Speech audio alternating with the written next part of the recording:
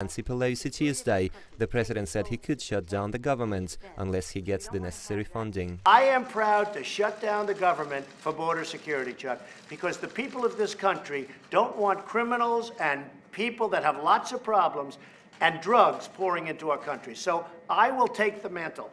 I will be the one to shut it down. But Democrats insist the price tag is too expensive. However, a recent report from the Federation for American Immigration Reform, or FAIR, found welfare benefits for illegal aliens cost U.S. taxpayers almost $116 billion each year. That's more than 4.5 times the cost of the border wall, which some say stands at $25 billion total. The GAO determined that only something like 6% of the border was under full control. That is just astounding for a sovereign nation. And it is no wonder that we still have hundreds of thousands of people crossing the border illegally every year. The FAIR report found every U.S. taxpayer is paying $8,000 per year to fund education, healthcare and other benefits for illegal aliens. Meanwhile, a separate report from the Center for Immigration Studies found 63% of non-citizen households receive welfare benefits.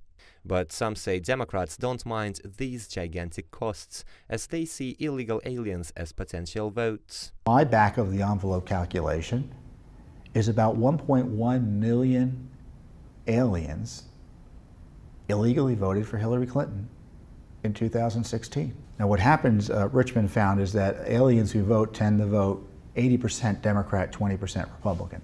Additionally, some Republicans have said back in 2015, then-President Obama gave Iran $1.7 billion in cash and allowed Iran access to another $150 billion as part of the collapsed nuclear deal.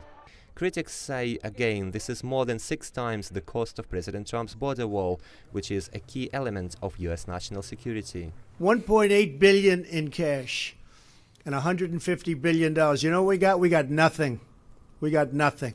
President Trump has repeatedly stressed the U.S. has lost trillions in wasteful spending, costly accommodations for illegal aliens and payments to hostile foreign regimes, but all of a sudden can't afford to fix its own border. Meanwhile, the Pentagon said it could help the president finance the wall from its $700 billion annual budget. Either way, as negotiations of the wall's funding continue, the president is showing no sign of backing down. Kristian, Rouz, One American News. To see more videos like this? Click on the link below and subscribe to One American News on YouTube, and call your cable provider and kindly demand